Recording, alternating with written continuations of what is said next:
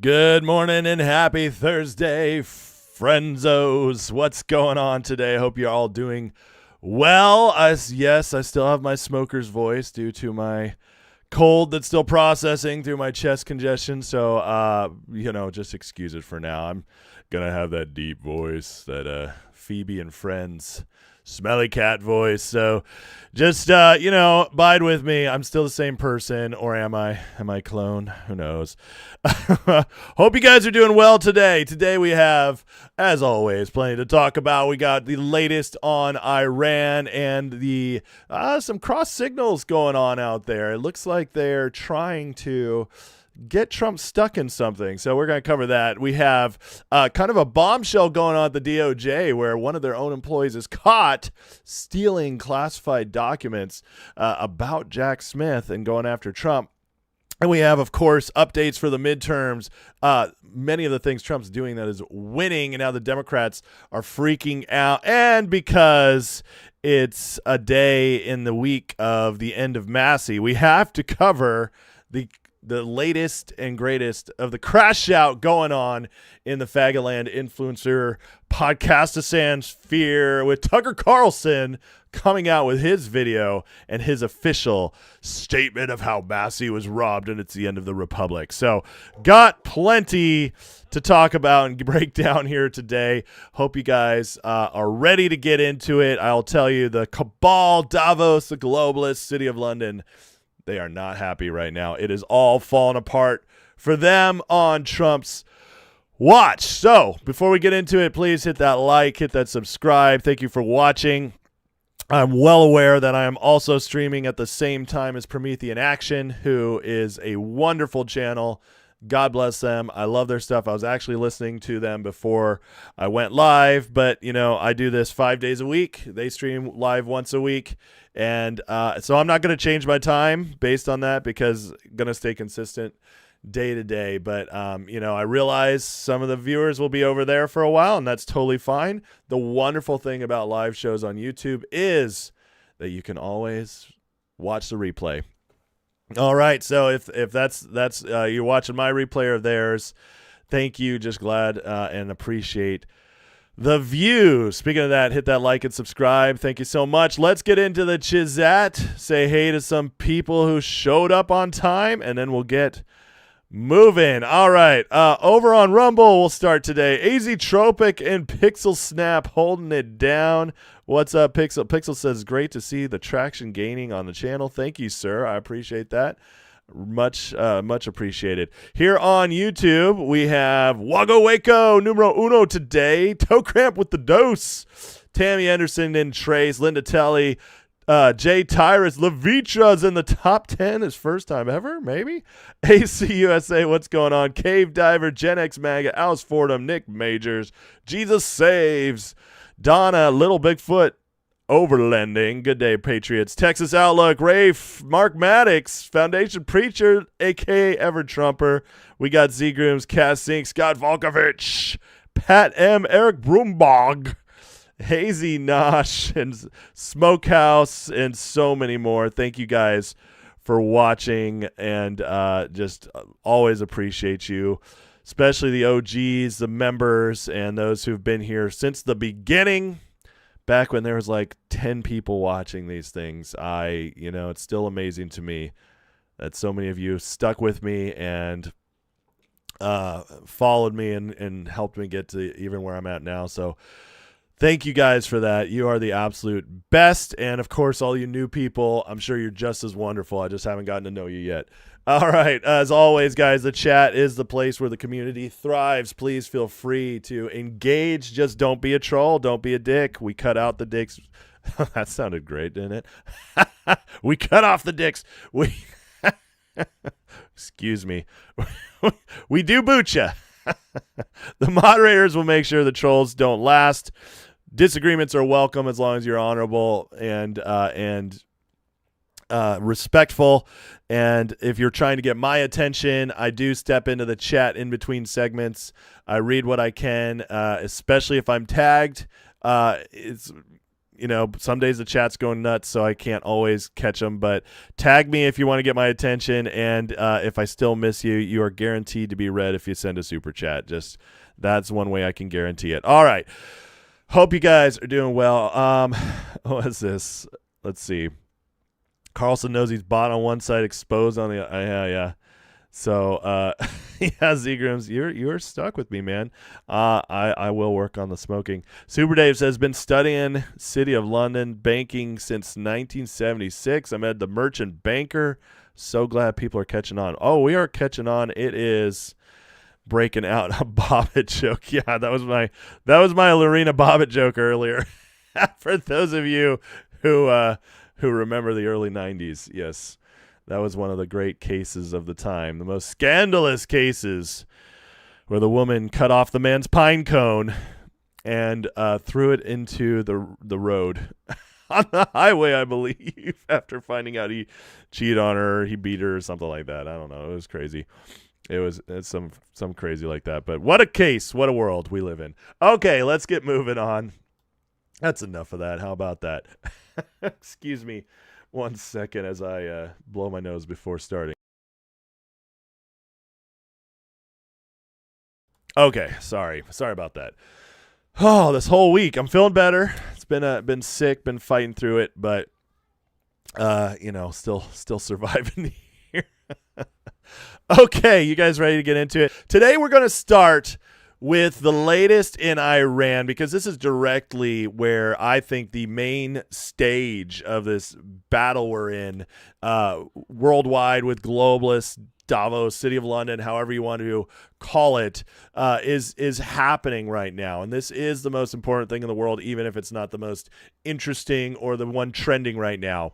And today we got a story going around that said that excuse me. I hear my daughter crying, guys. I'll be right back. I'm sorry. My wife is out, and so. All right, guys. Hey. This is the best part about a live show is you just never know what's going to happen, right? So I have, for those who don't know, I have 6 kids. And I have 2 younger ones, 8 and 6, who they sometimes tussle. And the youngest is a girl. And my son, my 8-year-old, got mad at her and just decided to slam her into a wall. So that's why I had to step out for a minute. Usually doesn't happen. But hey, they're home from school now. So there you go. Happy summer. First day of summer. It's a good start. Great start we're on. Anyways, she's all right now. They're fixing it up, and so I'll be getting right back into it. That's how these things work, guys. All right, that's how it works. So the 8-year-old is slammed up. He's angry in his room, and the 6-year-old is getting treated well and picking out a show. So there you go, guys. A little glimpse into the personal life. I'm a regular guy, and I don't have the. Sorry, the Israelis haven't paid for me to have a giant mansion with servants and producers, and nannies to take my kids. So for everybody who thinks I'm like paid by the Jews, yeah, no, sorry. I hope that just kind of proved it right there that, I don't get the same funding as Tucker and Rich Barris and all these people. So it is what it is. But I digress. Let's see here. Katie Cat with the $5 super chat says, love it. Dad first, family first. You're holding the sleeping daughter. She wanted a contact nap. Amen. That's so good. Yeah, good stuff. Good stuff. You're a great mom, Katie. And your daughter's beautiful. Thank you for sharing her pictures in the Discord. She's beautiful. And I know it's your first, and so enjoy it. It's the best. Having kids is the best, even when they interrupt your live stream. You know how it is. So, all right. Whew, where was I?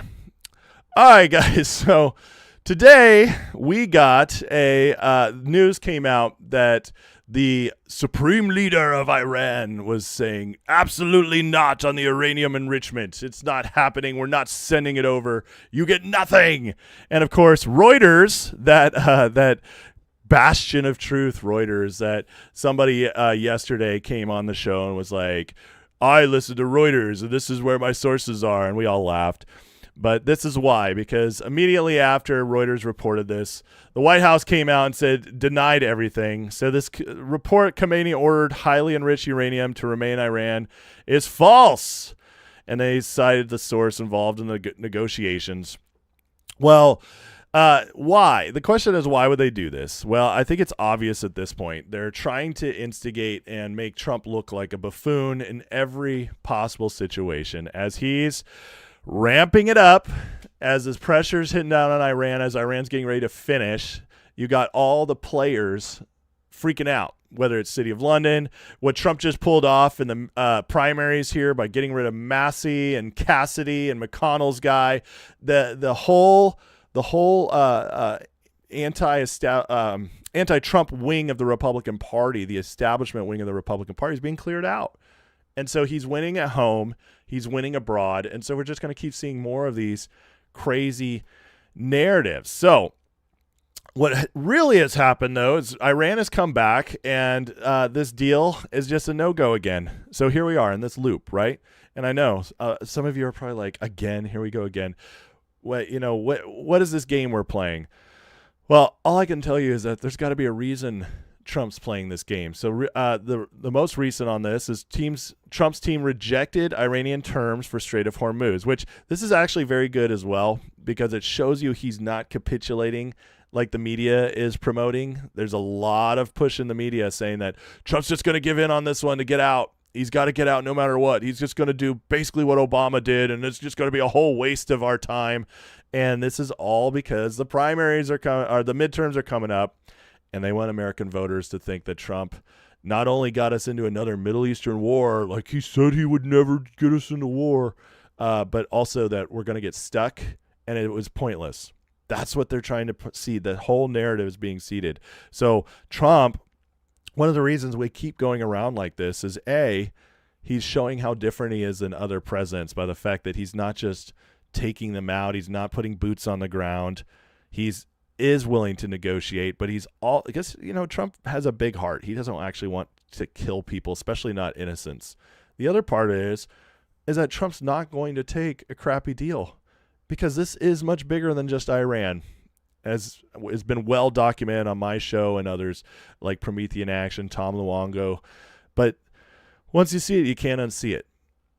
And this is the dismantling of City of London's last major proxy that matters, that especially when it comes to global instability on prices and economies and war, especially in the Middle East. It says Iran's released a map showing what it calls a controlled maritime zone. Tehran says it's committed to reopening the strait to friendly countries that abide by its terms, which will most likely include fees for just going through the strait. Washington reacts, saying it's simply unacceptable. So round and round we go. And at some point, the end game is going to be very different, I think, than most people expect. That's the only thing I can tell you now I know for sure. Like, we can see that Trump's trying to end this. I think that's obvious. But what is this now? 3 weeks of this? Back and forth. Iran keeps saying ridiculous things. And on one hand, you could say it makes Trump look weak. But nothing else about Trump has ever shown that he's weak in any way. Not anything, whether he's been dealing with abroad or at home. And so, you have to be kind of an idiot to think that Trump's weak in this. So the other thing is then, okay, well, knowing what we know about Trump, what does this say? And it just tells me that he is literally pushing them to the edge where something's going to come out of this, and City of London is breaking. And meanwhile, in all this time, while people are focused on these negotiations that just keep going in circles, in the meantime, America is being restructured with our energy. I covered the fertilizer announcement yesterday. We're getting off all the things we needed from other countries. We're becoming more sovereign. Europe is flailing. They are going through their own energy crisis, and they're doubling down on their stupid policies that got them there. We have the Middle East creating new pipelines, new ways to get out their oil. the world is reshaping itself around this. And if this had happened just really quickly, that would not be happening. They wouldn't be making these adjustments. They would have just said, okay, he was in and out and it's over, and now back to the regular life. So there is a method to the madness here, but you have to look for what the effects are in order to see it. Now, speaking of effects, we're starting to see some major things happening in other countries' economies. So right now, Turkey is about to go through a major currency crisis. For those who don't know, Turkey is the largest army left in the Eurozone area, and their economy is also one of the most stalwart economies. They are a big country. They're also the only truly 100% Muslim country in the EU, working with the EU and all that. But they're about to collapse. And so they're dumping U.S. treasuries to defend the lira. They sold nearly all their treasury holdings, cutting them from $16 billion to $1.8 billion. And the sell-off came as Ankara moved to support the lira during market turmoil triggered by the Iran war. Central bank also sold foreign currency and gold reserves to stabilize the economy. Despite the interventions, lira remains under pressure. Inflation's risen to 32%, and Turkish bond yields are at record highs. This is a big deal because a lot of people have been throwing it out there that with Iran going down, Turkey would be the next move for City of London to get its grips in, the globalists to use as their next, destabilize this area. People have been kind of murmuring right now that Israel and Turkey might get into a war. They might, and so I don't think any of that's going to happen, but the murmurs, usually where there's smoke, there's a little bit of fire. And so there's something going on with Turkey, but Trump, by using the Iran, he's taking them out as well. He's defanging them, just like the rest of Europe, which is their hub, their central financial hub for all this. So Iran, again, it impacts everything. It's crazy that this country in the Middle East that has been sanctioned for decades, that has basically, we've supposedly tried to cut them off from the rest of the world for decades. The world should have gone on without them. And yet Trump goes after Iran, and now the whole world is shifting. It's like it was all interconnected the whole time, which makes you wonder, is this why they always were saying, we can't attack Iran, you can't go after Iran, you can't fix what's in Iran? I don't know, but it sure looks like it, doesn't it, as it impacts everything. Well, one of the ways we see it impacting everything is, let's look at what the Muslim Brotherhood is. So the Muslim Brotherhood is all throughout the Middle East, and it has ties to IRGC, ties to the terrorist organizations, Hezbollah, and then obviously it goes up to MI6. I'm going to show you some of those connections here in a bit in the City of London. But let's talk about the Muslim Brotherhood and how it's been used to destabilize the area through spreading. So it says it's not Egypt, it's not Libya, it's not any one country. It's built as a transnational network from the start, and the founding hand wasn't Egypt, even though the address was Cairo.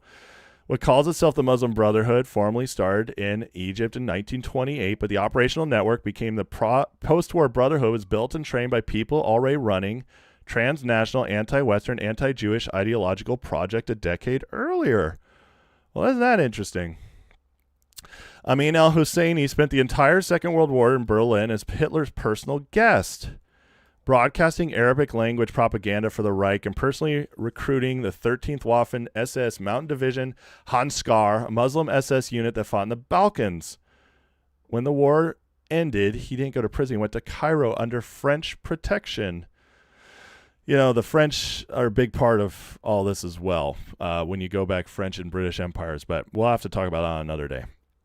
He brought the network with him. The training, the intelligence, the propaganda apparatus, cell structure came in with him. The German personnel followed. Otto Skorzeny, Hitler's most famous commando and former Wehrmacht General Wilhelm Fabende, was dispatched by Reinhard Gehlen's network to Cairo in the early 50s to build out Gamal Abdel Nasser's intelligence service and military training. Dozens of other former SS and Wehrmacht officers came with him. They didn't just advise, they architected. So when people ask, who is the Muslim Brotherhood? Honest answer is the Brotherhood is a political ideological surface. The deeper structure underneath it, the intelligence, tradecraft, financing networks, cell discipline, willingness to operate across borders and use violence as policy built by people who spent 30s and 40s running the exact playbook for someone else. It's why it's in Egypt, Syria, Libya, Jordan, Qatar, Turkey, Gaza, Sudan, Tunisia. It's a transnational network, and it's attached to Erdogan as well. So you can see that a lot of what we're seeing, this is used, and we'll get into the other connections here in a minute, but the Muslim Brotherhood has been used for a lot of this globalist attack on what we're doing. So let's look at the connections here from Muslim Brotherhood and IRGC, which we're fighting in Iran right now. So we have the Muslim Brotherhood thinker, Saeed Qutb, influenced Iranian Islamist, early Iranian cleric Naveb Safavi, these names, man, I'm sorry, I'm just not Arabic, admired the Muslim Brotherhood, Khomeini era praise for their ideas. Practical tactical links, Hamas is officially the wing in Palestine, which Hamas is also funded by Iran. IRGC, Quds Force supplies Hamas with weapons, training, and funding. The meetings at Operation 2014, the Turkey Summit, Muslim Brotherhood leaders in Quds Force, Egypt under Morsi. Muslim Brotherhood government accused of secret IRGC Hezbollah ties. And in the 2020s, Muslim Brotherhood branches publicly back Iran, funding routes to IRGC proxies versus Muslim Brotherhood linked networks. And then you have the MI6 connections, which directly trace us back to the City of London. So Britain did not create them, but historical opportunism, which means they've used them. And I gotta say, a lot of times it doesn't matter if they create them or not. They co-opt them. MI6 cultivated them as a counterweight to communists in Nasser. Indirect funding, intelligence contacts, palace mediation, post-Suez crisis explored using the exiles against Nasser. And in the modern UK, London became a safe haven for their exiles, NGOs, and charities. MI5, MI6 monitor networks. 2015 UK review found no direct terror links but raised concerns. Yeah, you think? And then finally, the City of London. It's their financial and exile hub. Linked charities, think tanks, media operates from London. The main funding channel is Qatar. There's a primary state sponsor of Muslim Brotherhood, which I believe Trump's trying to break, which is also funny because that's where Tucker Carlson has his home. Interesting. Is it City of London money financed through Qatar to people like Tucker Carlson? What did I always say, guys? You can always find London involved. London's calling. You can always find the City of London link. Isn't that insane? It's just how it works these days, especially for the last couple hundred years. And this is where people are like, I don't see the connection between Iran and City of London. Well, here you go. And it's much bigger than that as well. But Qatar Investment Authority owns huge stakes in London, Canary Wharf, Shard, Harrods, Barclays, Heathrow, hotels, etc. The result, the Gulf, Muslim Brotherhood line money deeply embedded in City of London real estate and finance. And just like the Khomeinis, had a massive real estate empire in the UK. So, again, what do you think Trump's trying to pull off here? Is it just Iran, or is Iran just the key to everything else? Here's Stephen Miller giving us kind of an update on the only thing that'll be acceptable to them. He's made it very clear. It's what they call a binary choice to the remainders, those who are left, those who have taken the place of the regime that was decapitated and the regime that was replaced. This new team in Iran has a choice to make. They can either agree to a piece of paper that is satisfactory to the United States, or they can face a punishment from our military, the likes of which has not been seen in modern history. That's the choice that they face. And it's very important to remember, as we sit here tonight, that Iran has already paid, its regime has already paid the steepest of prices in the form of a crushing and complete military defeat for its pursuit of a nuclear weapon. In other words, President Trump has enforced the non-proliferation principle of the United States with raw American might, sending a message not only to the Iranian regime, sending a message not only to the IRGC, but to the whole world, anyone who would think of doing the same. We have killed and eliminated the evil, wicked, corrupt leadership of that country. The Air Force has been annihilated. The Navy has been annihilated. Its missile program has been annihilated. Its defense industrial base has been annihilated. So this is a country that has been weakened, emasculated, and has been completely deprived of its ability to wage global international war. It is the smallest power it has ever been. And now with this embargo, President Trump has demonstrated at any point in time, if Iran tries to interfere with global commerce, America can shut Iran down. So we have all the cards, we have all the power, we have all the decision-making space, so it's up to Iran. But at any point in time, at any point in the future, if Iran decides to do something foolish to threaten America or the world, our military's at the ready to deal with that, Jesse. Okay, so those are pretty strong words from Stephen Miller, and man, that guy is just he's so good. I always enjoy listening to Stephen Miller. His intensity is fantastic. Think about it this way. What Miller just said, that's not just going after Iran. Miller just put out he put out the my brain. I'm sorry. I've just totally lost track of what I was saying. Stephen, he just put them on notice, City of London, everybody. Did you hear what he said? He said, Iran and anyone else who wants to mess with global finance, who wants to cause wars, we just put them on notice. Our military is standing at the ready. And then he ends with, we have all the cards. This is not just a message to Iran. I mean, it's pretty obvious at this point. The nonstop complaining by UK, complaining by Europe, the trip to China, Putin showing up to China, the allowing Russia to start moving their oil around. It's all connected, guys. It's all connected. And again, I just say it over and over again. We're waiting to see just the results of this, because I think it's going to be fantastic in ways we just haven't seen before. Iran impacts so much, and it takes us right back to here. All right, because we're just getting psyoped like crazy. Why do you think they're nonstop voting? It's like vote-a-rama in the Senate and the House to try to take away Trump's abilities, the war powers. Okay, they keep putting it up for vote. It's been voted on like 5-6 times since we did this. They are desperate. We've never seen, especially in the first 2 months of an attack on another nation, we've just never seen the full opposition come out like this before. Whether it's our own Senate, our media, the NATO, our allies, we've just never seen this before. In anything. Iraq, Afghanistan, Vietnam, first Iraq war, Panama. I mean, you just go back in time. Korea. It's always everybody's on our side to get it done until it just becomes politically savvy to turn against it. But even Obama, who campaigned against Iraq and Afghanistan, got into power and he kept it going. And all of a sudden the Democrats were celebrating it. They were the pro-war party all of a sudden. Why? Because they were all establishment. Trump ends the forever wars. He really did. He sets up the getting out of Afghanistan, which Biden totally botched. He got us out of Iraq. He's pulling us out of Syria.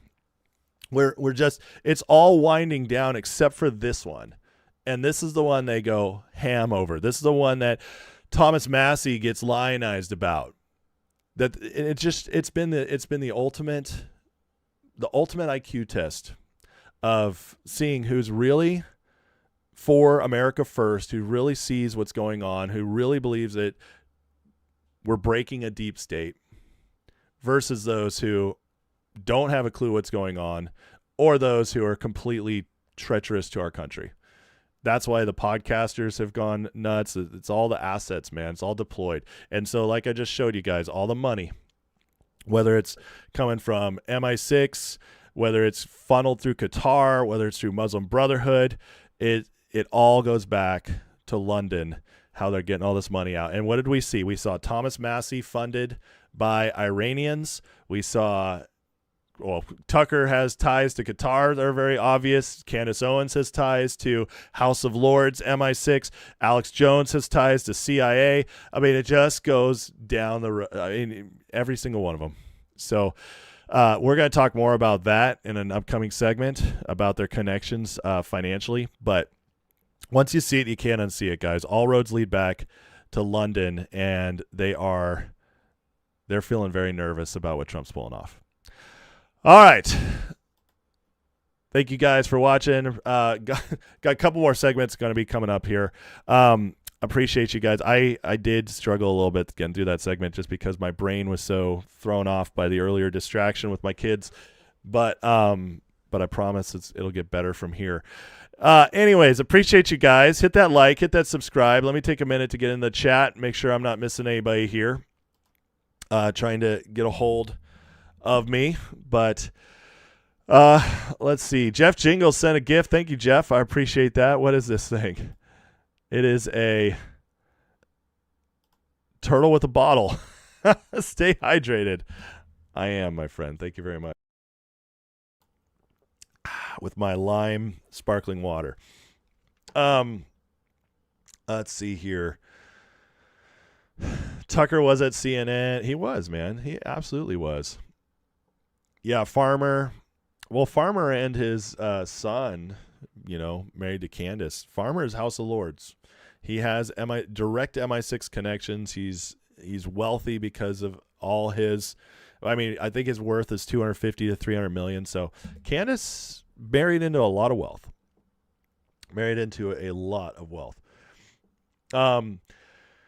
Gilligan McFly says, wonder who sent the uranium in. Well, that is the thing, right? So let's talk about the uranium for a second. It is believed by many, and I'm one of them, that Hillary Clinton, when she created the Uranium One deal as Secretary of State under Obama, that uranium illegally purchased from Russia or sold to Russia, Russia then diverted it to Iran. And then the deal Obama set up was so that they could fund their nuclear program. And that's why Trump was so fast to end it, which when you go to Obama, who's clearly deep state, Manchurian candidate, makes absolute sense that he would be working for City of London to give Iran that power. So once they had a nuclear weapon, they would be like North Korea, where you couldn't even bomb them. You would be stuck. And so you could never take out and end their ability to keep funding terror in the Middle East, which keeps destabilizing the Middle East. Their ability to keep controlling the strait and shipping prices and oil prices. It would have been an absolute disaster if they got a nuclear weapon. And Obama wanted them to, just like the cabal wants them to. So why does Trump want that uranium? I don't know. You tell me. Is it so he can trace it to Clinton and Obama in one of the most egregious examples of treason ever? Yeah, I think that might be something we're looking at. And that, my friends, would be the final nail in the coffin for anybody ever defending Clinton's or Obama.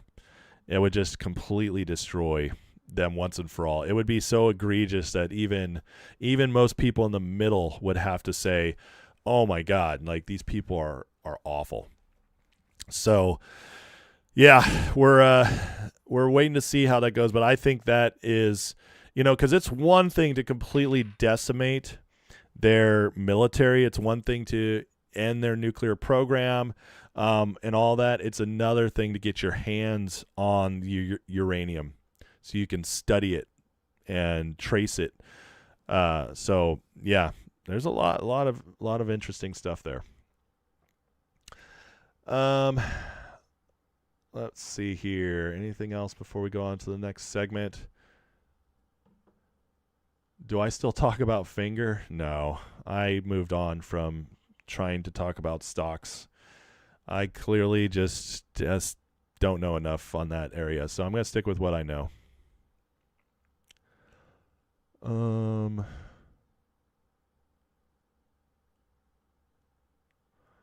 Fork tongue Tucker and others use a MAGA momentum for their personal advantage.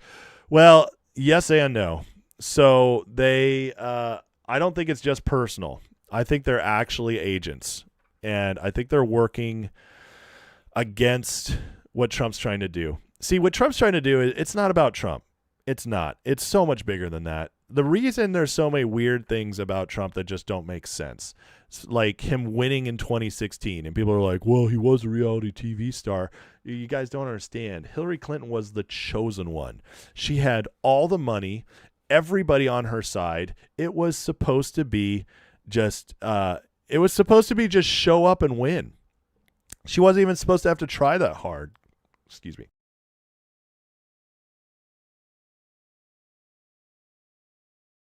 And yet, here comes Trump against all odds, against all these other Republicans, with his own party against him, and he somehow defeats Jeb Bush, who was going to be the chosen one for the Republicans. He beat Rubio, who was in it, Ted Cruz, just whoops them all easily.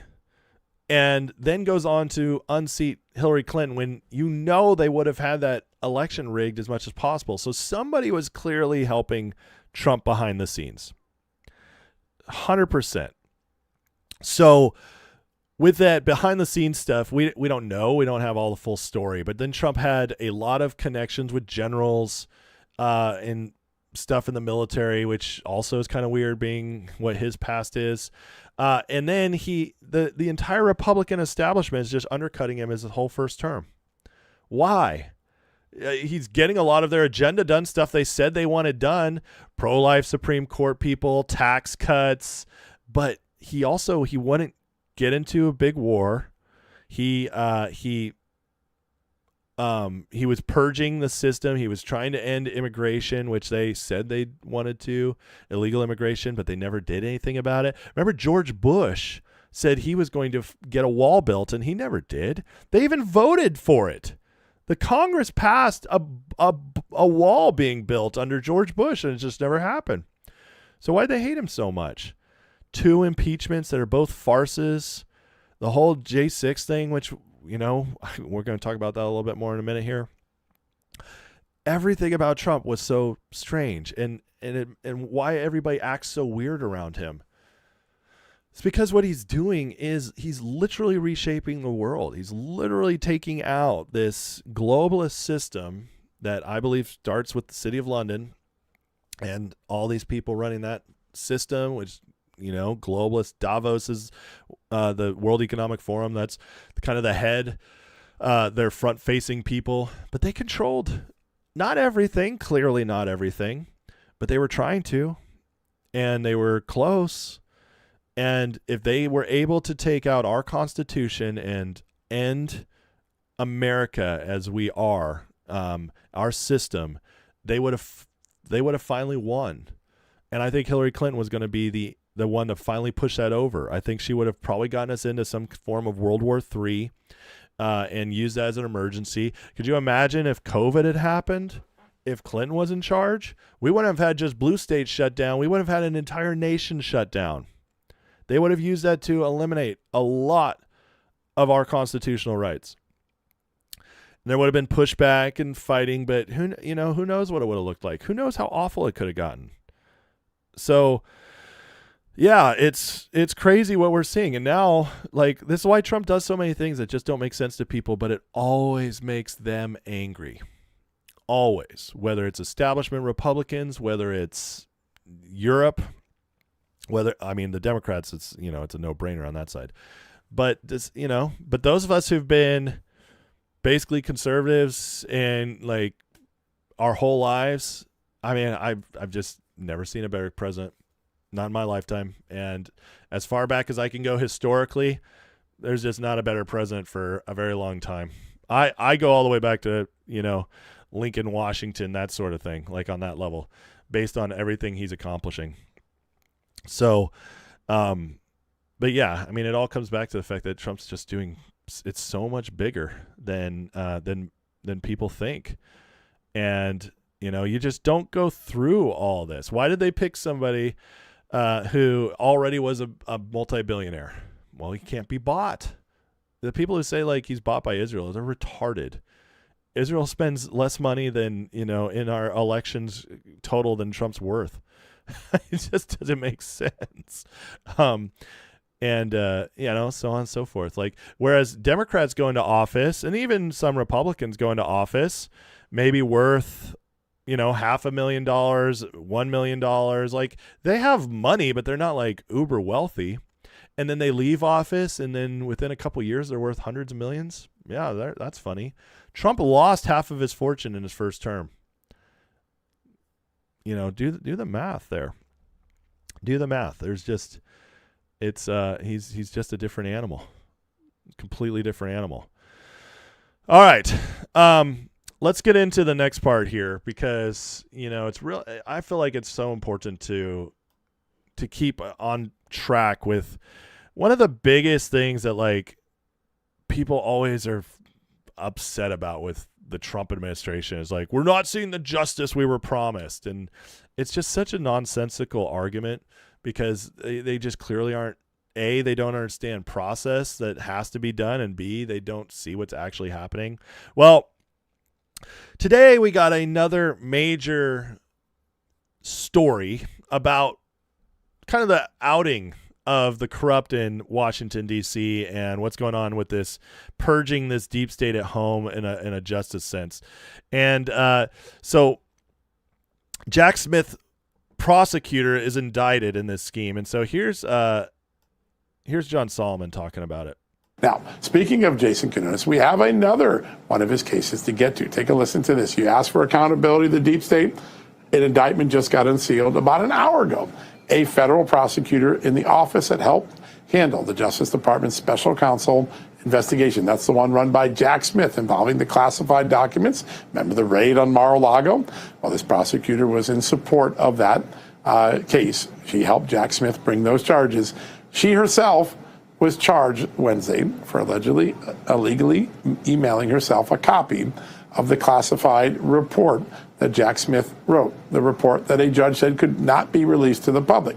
She disguised the material, I'm not making this up, as cake recipes, and then tried to move them to her private email address, but the Justice Department's tech team discovered it. And now the indicted prosecutor, Carmen Mercedes Lineberger, who was a managing assistant U.S. attorney for the Fort Pierce branch of the Miami U.S. Attorney's Office, faces multiple felony counts. She's been charged with 2 counts of theft of government money or property, the destruction, alteration, or falsification of records in a federal investigation, and concealing, removing, or mutilating public records. She pleaded not guilty. This is the sort of case that brings accountability to a deep state that sometimes feels it can do what it wants, that it treats the American people's product as their own, tries to take it as their own. Remember, not that long ago, John Bolton, the former national security advisor, was similarly charged for trying to move classified information to his private email. This is another example of that. Seldom do we see a prosecutor prosecuted themselves, but today we see that. Now, the department, in announcing these charges, said that in separate instances in late 25, Lineberger altered the electronic file names of government records that she received in her official capacity to conceal her unauthorized electronic transmission of the records to her personal email accounts. In other words, she moved in a personal email. She stole the reports, put them to someplace where she was not allowed to do. We'll have more of that over Just the News. How crazy is that? So, you know, we heard from last week, John Brennan, Jim Comey, both saying that they are basically sleepers in our government, in the FBI and the CIA, waiting it out till Trump leaves. And then they'll take back over. And so just stay in there. Well, again, this is another example that the Trump administration's actually working to weed them out. See, this woman did this in December. So she was still there all through the first year. And you guys wonder why there hasn't been mass arrests yet or hasn't been all this stuff moving forward that we've been hoping for. Well, good luck getting it done when you still have a bunch of people undercutting you at every opportunity. They have to weed them out. They have to work doubly hard to get anything done at all when all this is happening. And so they're still, even after a year, purging these people out. The good news is there's true consequences coming. This woman could get up to 20 years. So now you're watching this, like you're in the deep state. You're trying to wait it out. You're doing little things here and there.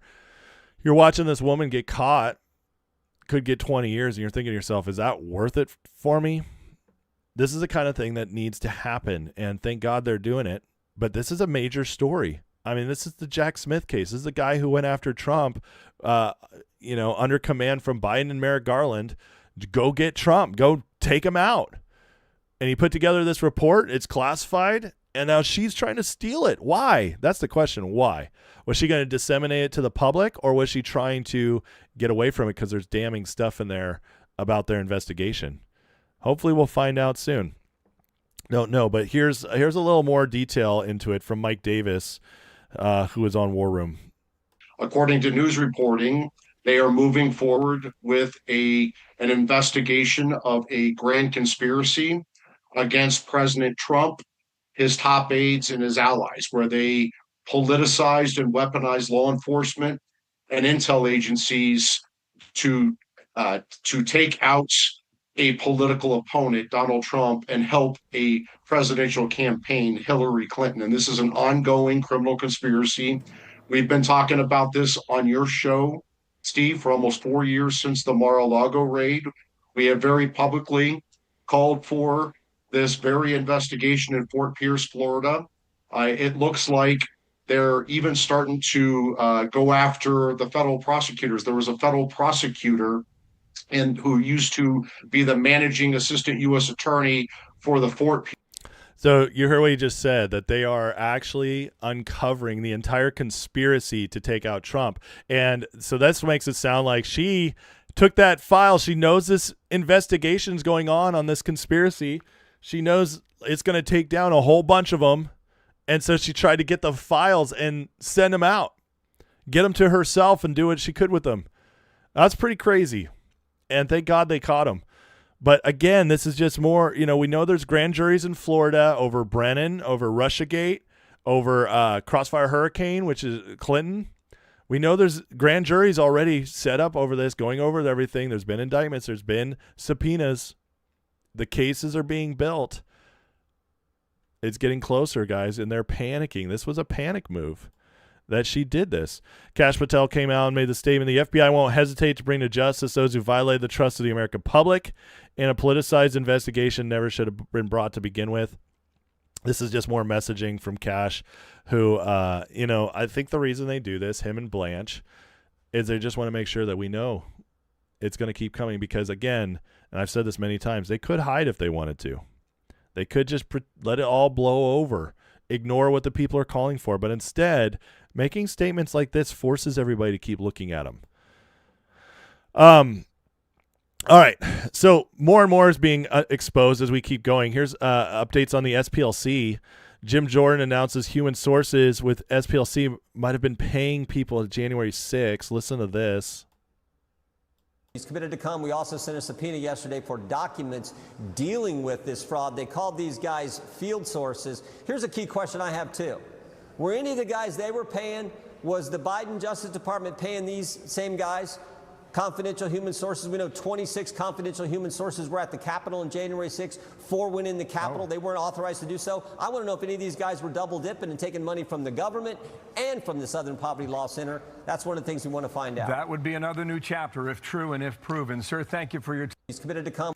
SPLC, one of the major leftist NGO nonprofit organizations that they all lauded, funding money to all these other NGOs and nonprofits, funneling money down to the people, the operatives down there, and now we're getting direct connections to January 6th through it. See, it's all being uncovered, guys. It just takes time. Just takes time. They're peeling the onion. Onions have layers, Shrek. ogres have layers. Well, so do corrupt politicians and massive conspiracies, and those layers are being pulled back more and more. This SPLC thing is major. Think about this. It was 2-3 weeks ago they got busted, and now this is coming out. This means they're in the SPLC right now. They're probably going through files. They're tracking the connections, and it's getting very interesting. I mean, at some point, J6 is going to be looked at as an entirely different story than we currently have. Now, Stephen Miller talking about what's going on with the elections and how they're cleaning that up. Now, listen to this, and then I have some comments at the end here, some thoughts. At the beginning of this administration, we asked every state, red and blue, to share with us their voter rolls so that we could scrub it against the DHS file of illegal aliens to remove illegal aliens from their voting rolls. Every blue state refused. California refused. Minnesota refused. New York refused. In fact, they sued us to stop us from removing illegal aliens from the voter rolls, removing non-citizens from the voter rolls. But that's not just the only thing. They don't want to get dead people off the rolls. They don't want to get felons off the rolls. They don't want to get out-of-state voters off the rolls. They don't want to get double and triple voters out of the count because they want the fraud. This is the most important issue, Sean, because the Biden administration brought 20 million illegal aliens into this country, and this is the way, the only way, to keep them from participating in our sacred democratic process. So as he's calling this out, what the Trump administration is doing right now is they're setting it up for the midterms, because by going after the voting rolls and suing them, okay, the red states are submitting their voter rolls, they're cleaning them up. Oregon just lost a case because they were fighting it, and in their case, I think they had like 800,000 taken off their voter rolls, some massive number like that. It was 300 or 800, I can't remember, but still huge number either way. Would have completely swayed elections there in Oregon. Now, all these blue states are pushing back because with inflated voter rolls, that's how you can, fraudulently steer elections in different ways, because you have more people on the rolls than you actually have. And so this way you can count dead people voting. You can count people who've moved, and you could say, well, they're on the voter rolls, so they voted. This is how they cover it up. So they're cleaning it up. But what this is doing is setting down a showdown. And if they, in the suing, okay, they're holding stuff up, but if the Trump administration wins this, which there's no way they won't, it'll eventually probably go up to the Supreme Court, they'll win. But in the meantime, what it does is that blue states, when they're submitting their election results, the Trump administration can reject them. They can say, these are fraudulent. You guys aren't up to code. You're not, you like for federal elections. Obviously, state elections, they can do whatever they want because it's their state. But for federal elections, this sets up the Trump administration to say, we can't accept your election results because you didn't clean up your voter rolls. You haven't adhered to this order yet. So that's an interesting wrinkle that may or may not be used come the midterms, but it could be a way that they make sure that the blue states aren't cheating. Because what it'll set up is that if they can reject the federal results, it'll force into a new election that the federal government will be able to come in and oversee.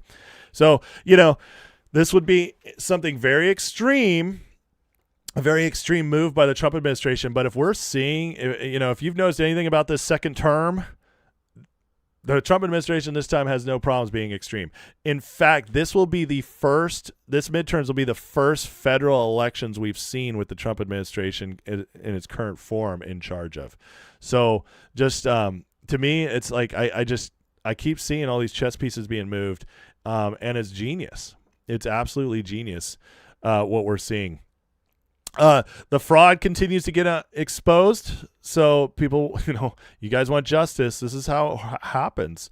Attorney Mick Cook, incredible whistleblowers, uncovered $1.2 billion health fraud scheme linked to Somalis and other migrants.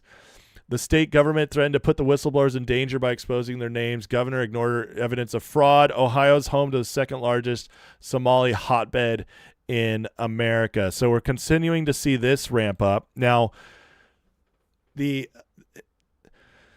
obviously hidden so much behind the immigrants. A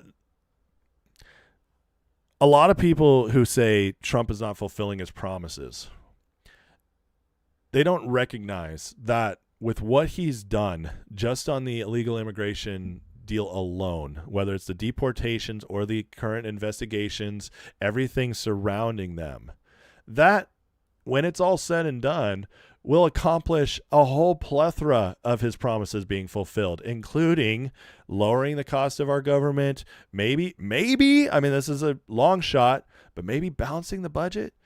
I mean, at least significantly lowering the deficit, cutting government spending in major ways, making us building more trust in the government, cleaning out the immigrants, because how many are going to keep coming over here if they can't steal from us freely? You can go to Europe, you can go to UK, get all this free stuff, get all this money. You can do all this stuff out there, but in America, you might not be able to do it anymore. That will clean out stuff on its own. In fact, they put out this thing the other day. It was really funny. It was like the CBP app, which is the app they could get in on in the Biden administration, just sign in on and immediately get into the administration, or the administration, get into the nation. Well, the Trump administration didn't take down that app because it's already on all these immigrants' phones. What they did instead is they changed it. And now it's a tracking device that can trace all these immigrants, and on it they can go in and they can say, okay, we're going to leave. Please pay for our ticket. They turned it into a deportation app. It's genius. But this is the kind of stuff that's going to force them out. So keep going. This is how the wheels of justice turn, folks. It's through stuff like this. It takes a while. It takes exposure. It takes the American people to wake up to it. And then when the exposure happens, then you start getting the legal aspects moving through. I mean, it is happening. Trump is fulfilling his promises. Here we have the Trump administration just onboarded 82 new immigration judges to speed up deportation cases. This is after purging a lot of the bad judges who are just letting people stay and come in. So now they've just put 82 new ones in. It's going to start speeding up, guys, and which is exactly what we want. And then finally, we're starting to see more and more exposure on COVID.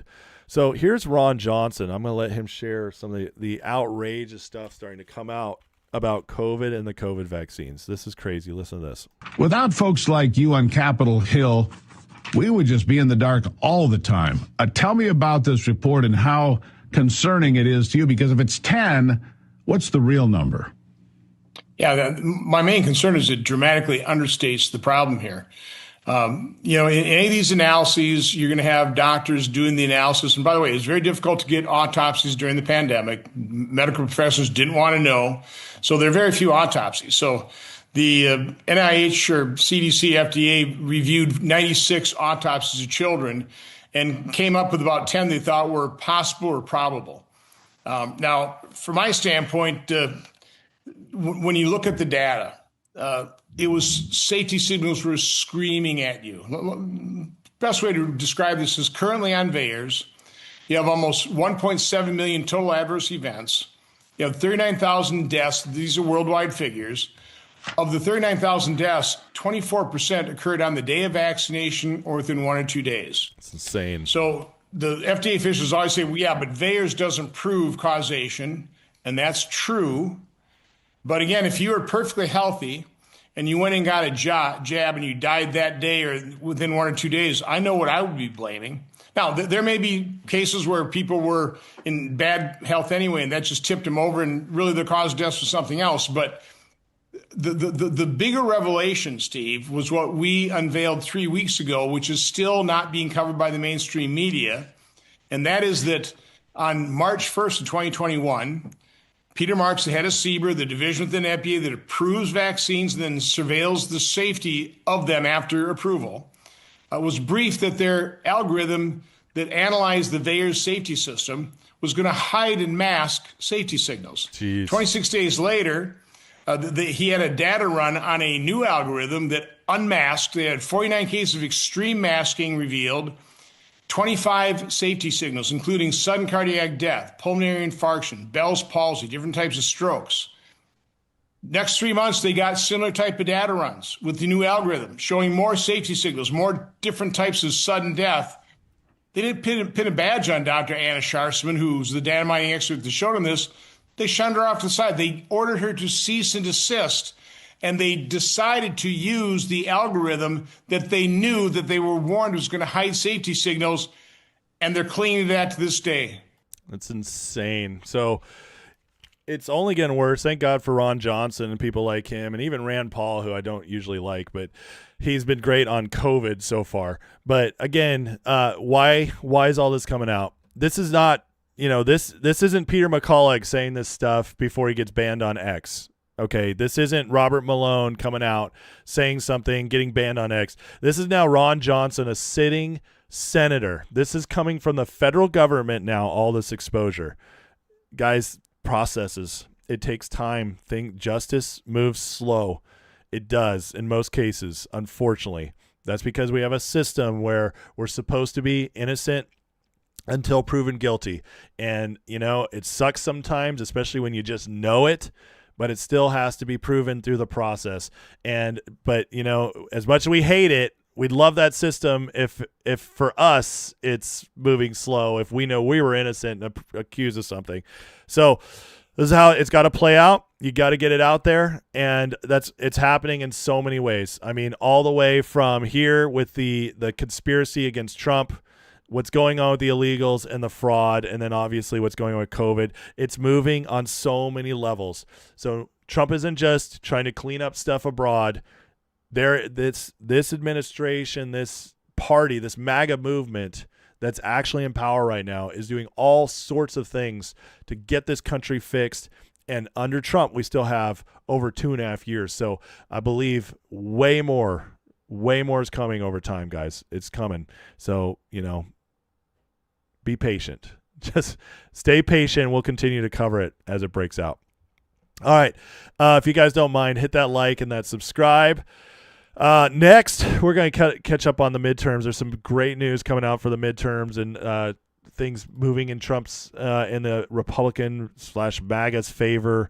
So want to cover all that, where we're at, and just, again, how that narrative that we are getting destroyed is just so stupid, including some really funny happened with the Democrats and a report of theirs coming out that they did not want getting out. So we'll cover that in a minute. But first, let me address these super chats here. We got Get Triggered with the $2 super chat, says Qatar, the hemorrhoid of the Persian Gulf. It kind of does look like a hemorrhoid on the map, too, a little thing. Wyatt Earp with the $5 super chat. Thank you for that, Triggered, by the way. Wyatt Earp says, I hope we may see more bad guys charged and punished. If they ever start enforcing things, we may see it stop. MAGA. God bless America. Amen, friend. It's coming. You just can't have all this Oops, that's the wrong one. Can't have all this exposure nonstop, okay, and all this ramping up of everything without justice eventually coming, because the people just won't tolerate it anymore. And it's going to get to a boiling point. Now, the mainstream media, the Democrats, the Rhino Republicans, they're doing a good job right now. Well, not a good job. They're doing their best job to try and keep this quiet. They're trying to get us to ignore it or act like it's not a big deal. But the more it comes out and the more people see these crazy numbers, the more they see like illegals stealing from us or more conspiracy stuff against President Trump, or more people who, they knew that they're just like, they want that justice for vaccine injury or death or, COVID nonsense. The more that ramps up, eventually it just spills over and they have to allow stuff to happen. And I think the Trump administration is actually trying to make it happen. Remington with a $5 super chat. Thank you, sir, or ma'am. Says, to get the left to support voter ID laws, it needs to be shown it can work against them. Well, here's the funny thing. The left, if you're just counting Democrats, they do support voter ID laws. In fact, voter ID laws are very popular amongst every segment of the United States, whether it's Republican, Democrat, white, black, Asian, you name it. Like, you pick a demographic, it's popular. It's not as popular with Democrats, but it's still like a 60-40 issue, where with Republicans it's like 95-5. So it's popular everywhere. So the reason it's not being passed has nothing to do right, left, voters, people, anything. It has to do only with those in charge not wanting it done. And that tells you a lot about them, doesn't it? It really does. Let's see here. Any other tags or anything? No. Looks like I can move on to the next segment. Inspire Peace says, many people aren't self-deporting because their children are citizens. This disrupts the process of removing illegals from receiving public benefits, so on. There is truth to that for sure. Why do you think Trump is wanting so hard to get rid of birthright citizenship? Because it does throw a wrench in making things move smoothly. It really does. So, okay, let's get into this. All right. Today we got the news that South Carolina has now passed through the House and the Senate its new map. Here's the latest. You're taking 9 seats away. Now, okay, this is more than game on. So when this conflict comes to a close and gas prices start coming down, by the time the Republicans have their convention in August, this could be a totally different story. But you know what it is going to encourage both sides to do? To market to the independent voters that are out there. Just because it is a Republican +2 or +4 or a Democrat +4 or 5 doesn't mean that it's a solid seat for them. So you got to market. Okay. We don't need all the analysis. The South Carolina now, this will be signed by the governor. Okay, so we can count South Carolina as done. That's another seat in the red, and it got rid of Jim Clyburn. It's a lot more than just a regular seat, okay? Jim Clyburn, head of the Black Congressional Caucus. He is one of the power brokers in the Democratic Party. He is one of the ones that they literally go to. Joe Biden in 2020 had to go to Jim Clyburn and basically say, please anoint me. Choose me. And Clyburn gave him his blessing. He made sure South Carolina voted for Biden. And the rest is history. Jim Clyburn is one of the kingmakers of the party, and he has now lost power. That, my friend, is absolutely huge. So, major win in the South Carolina one, because this one hurts the Democrats much more than a regular seat being gone would. So, with that being said, we're with Trump and all the moves going on in the primaries, we have this story coming out of Axios, and it says Trump is done with the Senate BS. Thune and all of them, they can't deliver, said a Trump confidant. Now, I don't usually trust Axios, but this is exactly what the primaries are showing us. See, Trump knows now that because he got Cassidy to be beat, he just endorsed Paxton. He got Massey out. He knows that these guys who are still going to be in Congress till January. Okay, they lost their primaries. They're not going anywhere, though, until January when the new Congress is seated. So that's 7-8 months where these guys can still vote against him, can try to punish Trump for getting rid of him. It was a very risky move. But Trump is at the point where he gave them every bit of leash to play along. Pass the Save America Act. Get rid of the filibuster. Here, I'm giving you all these opportunities. Okay, we're done. So this tells us that Trump is fully ready now to go to war with his own party. So the next 7 months, don't expect much to get done. This tells you also that Trump is like, all right, Save America Act, I'm going to keep pushing it. I understand I probably lost this one for now. But because of this, I'm bringing in a new Congress. You guys won't play ball. You won't cut deals. Bringing in a new Congress. So next January, you can be assured our Congress will be much more MAGA. We're weeding out the rhinos. That does mean that we're not going to see much get done until next January. It's going to be stuff that Trump has to do on his own as the executive, which means executive orders, the military use, DOJ stuff, but we can't expect much to get passed from here going forward. But that's okay. It's okay because to me, this Trump will only be able to get MAGA riled up the base is going to get riled up with all these new people that are coming in the primaries, knowing we're weeding out rhinos. Trump's counting on this. He knows much more than everybody else does. He's got the best political instincts of anybody. That he can push these guys through, I think, a lot of them. And if we hold the House and Senate and then they're much more MAGA, the next 2 years are going to be off the hook. So this is excellent. And again, here I have so many reasons why I'm bullish about the midterms. Here's one of them. Look at the difference between the RNC and the DNC right now. The RNC has almost 10 times more money cash on hand. And the DNC, if you count their debt, we have 120 times more money than they have. So the Democrats are in big trouble. They're low in the polls and they don't have money. And I just don't know how you could think everybody, there's going to be a huge blue wave when they can't even fund their crappy people, the candidates. We have manufacturing heating up, which is starting to look like the economy is starting to warm up. U.S. PMI now leads the world as manufacturing tops 4-year highs. So everybody said it can't come back. They're wrong. That's a good sign heading into the midterms.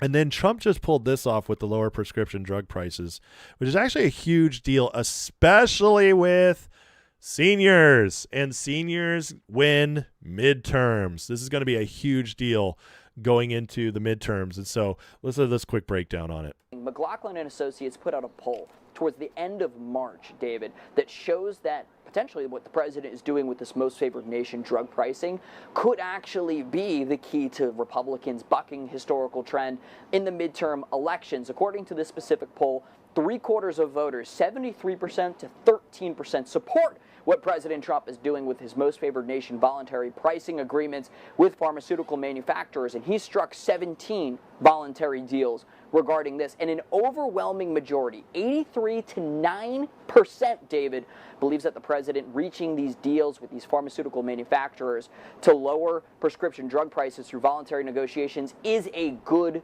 thing. So what the president is doing here with Trump RX and these most favored nation drug pricing, in that study that you referenced with the Council of Economic Advisors projecting $529 billion in domestic savings generated over the next 10 years, it is about as 90-10 of an issue as you can get.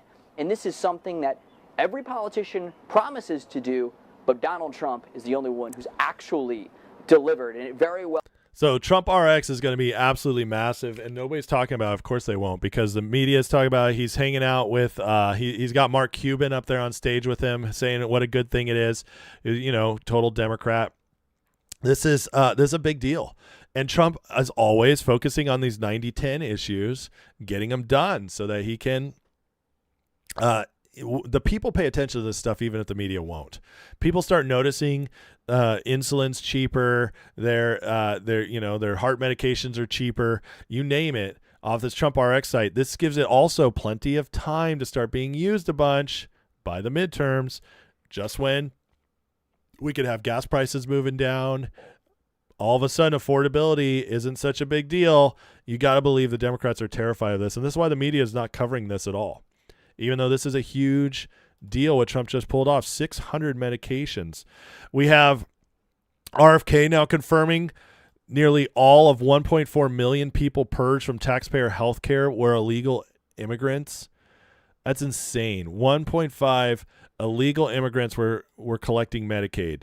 So this is going to show long-term lowering in costs, Trump fulfilling promises. This is the kind of stuff that just wins. So again, the healthcare aspect is a big winner. Now this is hilarious. So this just kind of shows you the panic on the Democrats. So despite the fact we keep being told there's going to be a massive blue wave and the Democrats are just running ahead, Quinnipiac just put out a poll that had Democrats at 20% approval. That's from a left-wing pollster, 20% approval. And then back in 2024, they ran a report. The DNC ran an internal report to see why they lost. And they didn't want those results to come out. In fact, they've hid them this entire time. And now the DNC chair got put under so much pressure, he finally released the report. And, well, let's just listen to this because I find this hilarious. The DNC finally releasing its autopsy report on the 2024 presidential election. DNC Chair Ken Martin writing, "I am not proud of this product. It does not meet my standards, and it won't meet your." You see how they're already trying to undercut it and say, like, well, it's not really a good report. That's why we didn't like it. That's why we didn't want to release it. It wasn't actually a good report. It's such nonsense. They just don't like, they did not want the public to see what's in this report. Standards. I don't endorse what's in this report or what's left out of it. Shannon Bream is the anchor of Fox News Sunday. She joins us now. So this just happened. Why do you think he thinks that it does? Well, do you know why it doesn't meet his standards or why he thinks people will be disappointed? Well, we're going through what CNN says is this report. We haven't verified it independently, but it's got all kinds of notations on it that are apparently the DNC's objections or questions that it had. And Ken Martin says he initially... You know what this report probably tells them? That everything you guys are doing sucks, that the voters hate you, the woke stuff is crap, you guys can't win based on all this. And they didn't want that out there. And so they're trying to push back because, as always, the people actually voting Democrat now, the base of the Democrats, they can't handle the truth. They cannot be faced with truth. And so they push back. Actually didn't release this after he had commissioned it because there wasn't source material. They felt there were issues with it and they wanted to see more, pull more together before they'd release it. And then he said after we had some success in these special elections and other things, I didn't want to release it because I thought it would be a distraction. Then I realized it was a distraction not releasing it. So CNN says it's gotten its hands on this thing and what they're purporting that it is. It talks about a lot of different things in here. They say Democrats have lost ground at every level from inconsistent messaging and improper planning. They talk about funding and not equipping their state parties. And, the document I'm looking at goes on a deep dive through a number of state races, down to the attorney general level, and looking at where things matched and didn't match with messaging and voting. And they said, in some of these cases that you couldn't just have a message that we're anti-Trump. It's we hate President Trump or he's not good for us. He's not good for the country. You have to have your own independent message. In other words, their message sucks. They have nothing. And they don't like hearing that. Here's a quick little preview as this is starting to leak out. But in the face of misinformation, disinformation, our candidates have proven incapable of projecting strength. You think so? Unity and leadership, and voters have drifted away. That happens when there's literally zero testosterone in an entire party. Indeed, many of our critical Democratic wins can be attributed to negative partisanship where Republicans have nominated deeply flawed candidates. But this is it right here. Our candidates proven incapable of predicting straight. This thing is a joke. It's an absolute joke, and it tells you the Democratic Party is a complete joke. They're in shambles. A poll came out today that shows that among men, the approval of the Democratic Party is 16%. Meanwhile, Trump is getting record turnout in primaries in Georgia, in Kentucky. Record turnouts for primaries. The entire narrative is falling apart on its face for them, guys. And so, listen, stop dooming. We have a lot to go, a lot of time left. And if, the Iran thing gets cleaned up soon and gas prices start going down, they are in big, big trouble. But with redistricting, we might win anyways. So, all right. Hey, guys, hit that like, hit that subscribe. Got one more thing left. The Grifter Report is next. We're going to end with it today because they are still crashing out hard over Thomas Massie, and it's just so funny. It's so funny. Fenderman with the $5 super chat says, has anyone seen the preview of the Candace Owens Hunter Biden interview? Oh my God. Yeah. It's horrific. It's disgusting. It's just insane that she's interviewing him like he's a serious person. But yeah, I've definitely seen it. It's so crazy. So, but thanks for the $5, Fenderman. I appreciate you. I believe that's airing today. I don't think I'll be watching it, but maybe for some laughs. We'll see. Amy Brock just sentenced to 41 years. Walls are closing in on Ilhan Omar. Oh, that would be beautiful. Let's get her out of the house and ship her away. Taya says America's waking up, seeing Democrats hate America. Americans, even left-leaning, love this country. They do. Center-left ones do, anyways. That is absolutely true. Johnny Strayer says Dems changing from buying to Kamal is like pooping your pants and changing your shirt. I love it. You know what's funny is they're thinking of running her again. I mean, and that's another reason I don't think they want this report out, because they are legitimately thinking of running her again. And now that the report's coming out, it's going to say what a terrible candidate she was. And that's going to be from their own funded report. So, yeah, I just absolutely craziness, man. These people just, they literally don't have good minds for this stuff. I don't know. It's like they almost don't want to win. But ask yourself, like, if you really wanted to win and you knew you could moderate and get to the center and lie to people just like Clinton did, Obama did, Bush did, and then, you know, maybe pull it off by duping enough people and get into power. Like, why wouldn't you do that? Well, the thing is they've created a base that's so crazy they're not allowed to do that, because in the primaries you have to be far left to win. And so you win in the primaries by being left, and then you get to the general election, and then you have this record of being super far left. And now you can be torn apart. They just went too deep. It got crazy. And now they can't back out. And it's also because they're controlled, you know. They're not allowed to do or say certain things. They're controlled opposition, assets of a deep state. All right. So Massey lost 2 nights ago, on this glorious night. We had so much fun, watch party, had a good beer. It was wonderful. It was wonderful.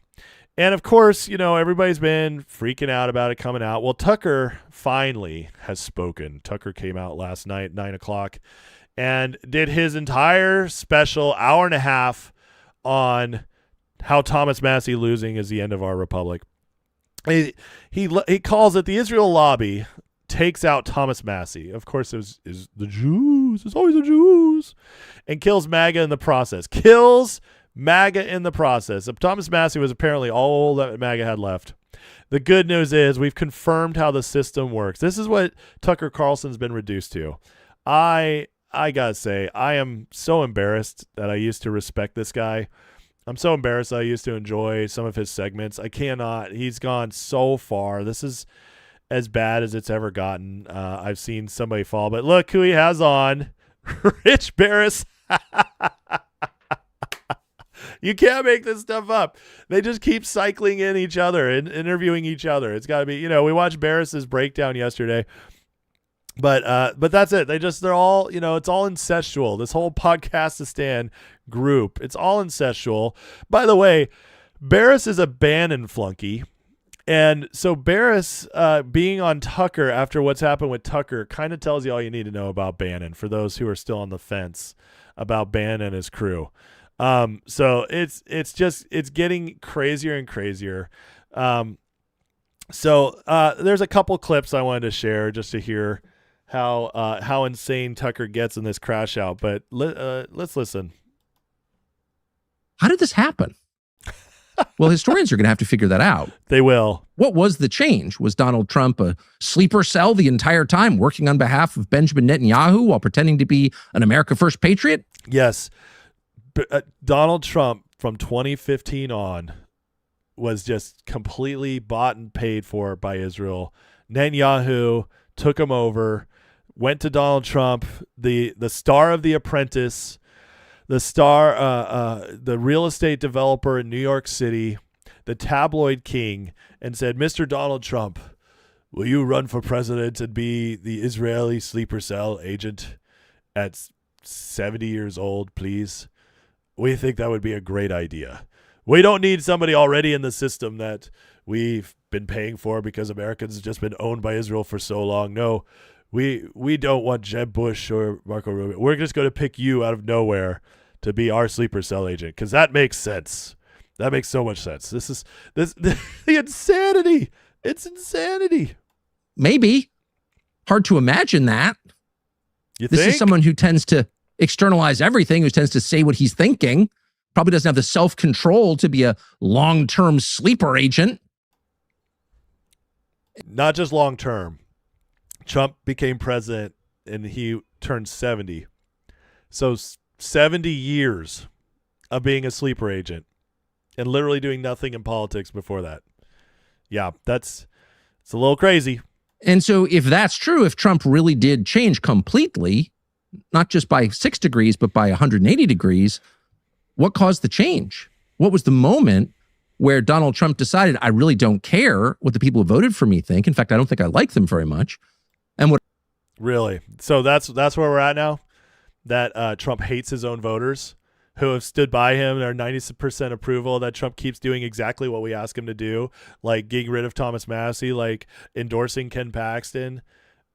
He hates his voters now. This is insane. What I really care about is what a foreign prime minister and some widowed casino magnate think of me. Who knows what caused that change? But the change is demonstrable. Is it? When did you first notice? I'll tell you when I first noticed. It was last summer. Last summer. And the spark wasn't the war with Iran. It was the Epstein files. Oh, here we go. So they have 2 moves. Okay? 2 moves. And that's it. These people. That's all they got. They have more the Jews. And they have more Epstein. That's it. That's the only 2 moves they got. They think it's working. They've been using these same 2 moves since Trump became president. It's been going on nonstop now for almost 2 years. And yet these 2 moves haven't slowed him down at all. These 2 moves are leading to the complete renewal of the Republican Party, the change of the Republican Party. Those 2 moves keep you guys losing viewers. But it's always the same thing. Epstein and the Jews. It's insane. This is the craziest thing that they just only say the 2 things over and over again. Why the Epstein files? Why? It's a betrayal. It's a corruption of democracy. It is corruption. And there is probably no figure in modern history who embodies corruption more perfectly than Jeffrey Epstein. Not because he was the worst person who ever lived. He wasn't. Oh, now let's defend He's just an Epstein employee in a much larger structure. He wasn't making independent decisions. Come on now, guys. But he got away with it. Jeffrey Epstein somehow won Powerball in the state of Oklahoma. What? This story that Jeffrey Epstein somehow won the lottery in Oklahoma is just not true. But it's funny, I guess. It's interesting, I guess. I don't know, but where do they come up with this stuff? And collected almost $30 million. Jeffrey Epstein won Powerball. Okay, now. How'd that happen? Wasn't from Oklahoma. No one's ever explained how he won. The feds looked into it. No explanation. He just somehow collected almost $30 million from Powerball. Okay, now. Thomas Massie didn't get the memo, and he started saying in his kind of autistic, forthright way, what about Epstein? I want to know about Epstein. And rather than just brush him off or blow him off or ignore him, Donald Trump fixated on him and began to hate Thomas Massie. Yeah, it's all Epstein, guys. That's exactly what it is. He's got more here, though. He's got more here. By the way, that was posted by Michael Tracy, who's one of the absolute best reporters on Epstein. He's gone into the details. He has looked into it more than almost anybody else. He is one of the best sources for everything Epstein. And he says himself the Epstein Powerball thing is 100% made up. So just letting you guys know. It's like I didn't just say that. All right. Here's a little more of Tucker. I promise I'm not going to make you guys listen to much more, but you can stomach 1 more minute and a half. All right? Let's listen. This election itself, was it another part of the humiliation ritual? Was it a way of saying to the rest of us, people who sort of believed in democracy, it's all fake? Well, hold on a second. Tucker is playing the whole, democracy is at stake card now. That's a Democrat talking point. It's been a Democrat talking point since 2017 when Trump won. when he beat Clinton. It says, it's like, I mean, come on, Tucker. You just playing the hits? Do you have I used to think this guy was smart. I used to love his show. I used to really, I still maintain his speech at the RNC is one of the best speeches I've ever seen. Fantastic stuff. But ever since he's become full grifter, he flipped the lid. He's totally turned against Trump and become asset boy, who my whole meaning of purpose in life now is to take down the Trump administration.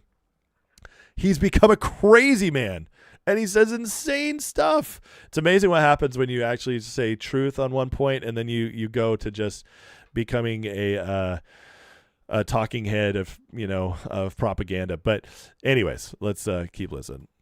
We can get a guy whose last name we can't pronounce elected on a platform everybody in America hates because we can. You can't pronounce Galrain? Is that tough? I don't know. I don't think that was that hard. Because we're billionaires and you're not. And of course our priorities are not aligned with yours. In fact, we hate your priorities and we hate you. We're going to do this to you anyway. Even in Kentucky, we can do it. It's possible that's the message they were sending. Pretty certain, actually. Pretty certain. So the whole point of Israel taking over and winning this election against Massey is that they just hate us. That's it. That's the whole point of it. Thanks, Tucker. Or is Tucker actually telling us what the other side thinks? I don't know. Is he projecting? So on one level, this is the saddest moment in a long time. It's not just the death of Thomas Massey's immediate political career, which may be resurrected. One never knows. Never knows. He It's could be obviously president. the death of MAGA, whatever that was. Obviously the death of But it's MAGA. also, of course, the end of the Republican Party, as we thought we knew it. There it is. The Republican Party of right now bears absolutely no resemblance to the Republican Party we thought we had just elected. That's a good thing, isn't it, Tucker? Didn't we want a new Republican Party? A more MAGA party? Massey was not playing along. He wasn't any part of it. He was voting against every little thing that we voted Donald Trump to accomplish. This is, I mean, can you, like, the narrative here is insane. It's absolute crazy. It's like talking to people as if we're stupid. All this is doing, by the way, is parroting to people that are either Democrat or in this podcast sphere, so they could be like, look at Tucker's genius breakdown. In fact, I already saw somebody in the retard right saying, Tucker's, I'm not even going to clip it. You got to listen to the whole 45 minutes. It's so genius. Less than a year and a half ago. None at all. Its parties are completely different. Its slogans are completely different. What? It is not the same thing. And maybe there's a working majority somewhere of people who support the new priorities of the Republican Party, but the question would be, where is that? How about in the 55% that just smacked Thomas Massey backwards? I don't know. Tucker, you tell me. Haaretz readers clearly do. They think that was the most important race in America. Amazing that they were following it. But in this country, nobody supports this. Nobody does. Nobody? Trump just won 37 out of 37 races on the primaries. See, this is the crazy stuff. They say, I mean, do they all just live in a cabin together and they only talk to each other? I mean, there's no way they believe this stuff. It is so absolutely crazy. But, you know, he's not the only one freaking out. Here's Alex. Alex, Kentucky citizens smell a rat. Quote, nobody knows who this guy is. Everyone we know voted for Massey. Callers report to Alex Jones to see what they saw on the ground during Thomas Massey's primary election. So, Alex Jones, his big bombshell is anecdotal evidence. I didn't know anybody who voted for Massey. Uh-huh. That's all they got, folks. That's all they got. I just don't know anybody who voted for him. Well, I mean, did you talk to anybody? Do you know, who's outside your circle? Maybe you just hang out with Tucker Carlson fans. Maybe that's why. You know what this reminds me of? This reminds me of in when Trump won in 2016 and they were in New York and LA interviewing liberals, and the liberals were like, I just can't believe she won. I didn't know anybody who voted for him. It's just like the bubble is so strong. And Alex Jones is saying this is the proof it was stolen. And again, a Democrat trick. They pull this all the time, you know, because they have the media, they have the microphones, and so they say, you know, we didn't know anybody. We didn't know anybody. And this, so it's just so funny. All right, look at this. Dom Luker breaks this down. This is how much foreign countries pay lobbying in America from 2016 to 24. You guys, you bear with me when we finally get to the Jews. So number one, China. This is how much lobbying money they've spent in 8 years, $446 million. Japan next. Oh, the evil Japanese. They're totally influencing. They're changing our elections, folks. Or maybe they just want you to buy Sony. I don't know. Liberia, $353 million. South Korea, $300 million. Marshall Islands, $284 million. Marshall Islands. Where's the Jews? I still don't see the Jews. Saudi Arabia, $271 million. Qatar, $250 million. You could link, I'm sure that this one, Marshall, Qatar, Liberia, you probably link all that to City of London money, but I digress. Bahamas, $239 million. UAE, $225. Oh, and then look at all the way. We had to do all the way down to number 10 to finally get the Jews, who apparently run our entire country. So the Jewish money, this is the money, guys, that is changing, that killed MAGA. That's the money that killed MAGA, killed the Republican Party, ended Thomas Massey, that runs America. That right there, just forget about all these other countries paying, way more. China 3 times more. No, it's actually just Israel who runs our country. Again, I don't know, call me a simple man, but that doesn't look like much compared to the other guys. I don't know. I'm just saying. But that's just me. Here's a picture of Thomas Massey shaking hands with the Iranian lobbyist, Trita Parsi, getting his award from the Iran lobby. But it's the Jews. It's the Jews. It's never the Iranians or any City of London folk or, that money laundering Middle Eastern countries or islands. Again, the Marshall Islands are 5th. There's some money being laundered there, folks. I got to just tell you. Don't know knows he needs to hear it. And then there's this great post here. So, FYI, you may not know this, but there's platforms that will post biddings to make posts like this. And here's the post. I stand with Nick Fuentes. I stand with Tucker Carlson. Over here, I stand with Lauren Boebert. I stand with Thomas Massey. This Evan Kilgore, conservative guy. Conservative fake influencer guy. They'll post biddings to make posts like this. I've been invited to join one specific one used by many but declined. Individual group will give you the general guidance for a campaign, and once accepted, you make your post, link it. They track the stats, and you get a payout. Dirty little secret in the world of influencing. It's why you see these strange virtue signaling posts pop up, often in tandem with other influencers. So again, there's multiple ways to get the influencers to get their bucks. And they just find more and more ways to have it done. But this is why we keep seeing these kind of posts out there. Just one of the other reasons. So somebody put this together, which is just an absolute banger of why Massey actually lost. And let's just go through it again, just for old time's sake, shall we? Because soon Massey's going to be completely irrelevant. And so we're just going to enjoy this while we can. But here's look at how different he was, man. Look at chubby, bubble-faced Massey before his wife died, and he started having sex with Lauren Boebert. Very interesting. But here's a good compilation of all of his attacks and why we don't like him. By the way, this is just 2 years ago. Calls for Trump to be convicted after the Dems indict him. First of all, the main thing I hear from people back home is they're mad that nobody's held accountable in Washington, D.C. Well, I think we need to hold Trump accountable. So, let's hold that guy accountable. Hold Trump.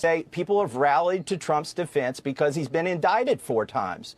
This is the guy who's the staunch defender of Trump, who Trump just went against out of nowhere because the Epstein files. This is when Trump is just in the primaries against DeSantis, and Massey is going after him. It's crazy. But here's the problem. This summer, they're going to be litigating these cases in the court, and these indictments are going to ripen into convictions. And we're going to be talking about the finer points of whether you can pay a porn star with your campaign money or whether you should write it off as a business expense. I mean, the lawsuit itself is ridiculous, but the underlying facts aren't disputed. The underlying facts of Trump's stuff wasn't disputed? There's going to be prosecutions? There's going to be, what? There's going to be convictions, Massey? You were a little wrong on that one, weren't you? Let's go to here. Look at how different he is. After they got everybody there, I'm getting ready to object and my phone rings. And I look at it. And it's a funny number. It's all zeros.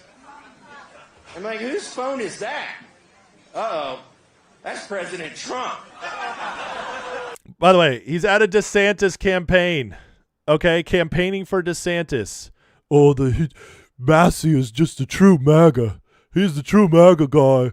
Massey's a true America First guy. He went to DeSantis to campaign for DeSantis when DeSantis was running for Mitch McConnell and Paul Ryan. But I digress. With the Bush wing of the party. True MAGA, guys. And he is not going to be happy with me. So I was busy and I let it go to voicemail. And I thought, well, he'll leave a message and we can deal with this later. Well, it rings the same number like 30 or 60 seconds later. I let that go to voicemail. It rings again. It goes to voicemail. Somebody says, that is the president. That is President Trump, and you should call him back at your first opportunity. Well, they yielded some time for debate, and I knew they couldn't do the quarterback sneak with this bill, so I walked out of the chamber and called the White House. And they knew who I was, and they put me right through. And he comes on the line, and he goes, I'm coming at you like you've never seen. Wait. So Massey just admitted 2.5 years ago that Trump said he was going to take him down back then, even when Tucker just told us it was only because of the Epstein files. In 2025, that's when he turned on Massey. What? It's amazing once you actually see evidence of stuff. I don't know. But I'm not a part of Podcastistan. You know, I'm the guy who has to leave to go get my kids in the middle of a live stream because they're fighting, because I don't have that Podcastistan faggot money. I just have to, I have to rely on evidence. I can't just make stuff up like Tucker. Never in your life before have you seen the way in which I will come at you. I'm more popular than you in Kentucky, and you know it. Hey, something he was actually right about. Is that amazing? Is that amazing? Because we just proved that one. We absolutely just proved that one. All right, let's go to the next part. We're expecting from the U.S. Supreme Court possible ruling on tariffs and Trump tariffs. Just your thoughts on these tariffs, and should the president be able to use these tariffs?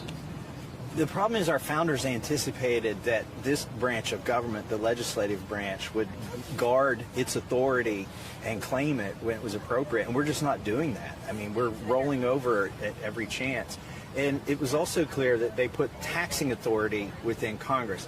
At the time, it wasn't an income tax. Taxing authority was tariffs. That was how 90+% of the government was funded, with excise taxes.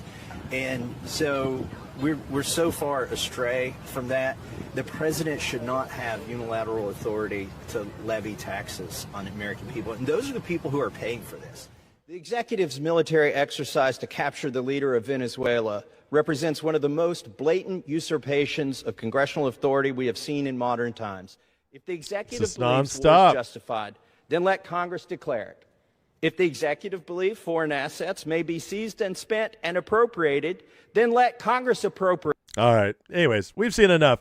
It was obviously just the Jews and Epstein that are the only reasons Trump hates Massey. Pretty clear, right? I don't know. I just oh my God, these people, man.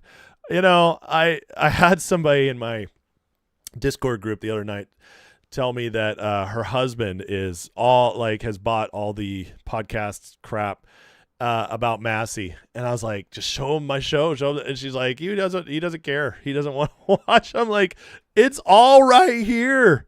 Once you see it, you can't unsee it. It's like the guy is such a fraud. He's such a phony, and all the lies are just insane. Anyways, well, they're keeping it up, the grift. Here's Barnes is he had to go all out, and he's got a new prediction, folks. This is a guy who predicted that Thomas Massie would win huge, and you could go bet him. DM me and bet. I'll put it up. And by the way, there's somebody who said they bet him $10,000, and now Barnes has blocked him. Barnes can't handle the truth, but he's now very angry about Massie and had to come out today and say the GOP is going to get utterly crushed in the midterms. They'll lose the House and lose it badly. They'll lose the Senate, lose it badly. They'll lose governorships in Ohio, Iowa, and Florida. What? Florida? No. Get ready for the bloodbath. I recommend everybody save this tweet, because the grifter class is very, very mad over Massie, and they're saying all kinds of stupid stuff right now. And so this is the best time to record all of this and hold it for later, because they're going to look stupider and stupider. And you know what? Well, I know their influence is fading, if they ever had any, but I'm at the point now where I kind of hope they don't stop, because it's great entertainment. It's great entertainment. I'm going to be laughing about this one for a long time. So mark this one on this video, because we're going to be laughing and celebrating come the midterms. It's not going to be nearly as ugly as anybody says. All right, guys, please hit that like, hit that subscribe. I appreciate you so much for watching today's show. Let me get into the chat before we go here and just make sure. Oh, wow. A lot of super chats showed up. Okay. Let me go through these and then make sure I don't miss anybody else trying to get my attention. Good time to get your questions and comments in, folks. Fenderman with the $5 super chat. Thank you, sir. Says the woke right reason and debate just like leftists. Absolutely, which we just proved in that segment. So thank you for that. I appreciate you. MTX 485 with a $2 super chat says his Tucker's 21 text showed he always hated Trump. Yes, they did. They said how happy he was Trump was gone, because he hates him. Doge girlfriend solo with the $5 super chat says Massie's career will resurrect on CNN and MSNBC. You better believe it. He might even be the first male full-time member of The View. I really hope so. That'd be hilarious, because he's MAGA, right? He's true MAGA. M. Remington with the $5 super chat says every time they yell the Jews, just picture them sporting the reverse Buddhist Manchi internal comedy defeats black pill. Absolutely. I mean, yeah, it is. It's comedy. We got to keep it going. Let them stay. Let them keep doing their thing. MTX with a $2 super chat says Haaretz, the anti-Israel cite him and Candace use. I'm sorry, I don't know what you're asking. Was it a site Haaretz? Did I reference? Sorry there, MTX. I don't quite know what you're saying, but thank you for the donation. And he says again with another $2 donation, says most of us care about issues like immigration. Absolutely. And Trump is absolutely killing it on immigration, and it'll only get better as ICE continues to get their new agents in. Homan's got new stuff going on. They're building out new ways where they can't defraud us as much. So it's working. It's working really well. But yes, thank you to all the super chatters. You guys are amazing. Thank you for supporting the channel. If you enjoy the channel, if you want more, if you really enjoy the chat and this community, the best community there is on online, I gotta say, you want to become a member then. And it's not very expensive. In fact, it's just a couple bucks. But you can go into the description right now, click the Patreon link.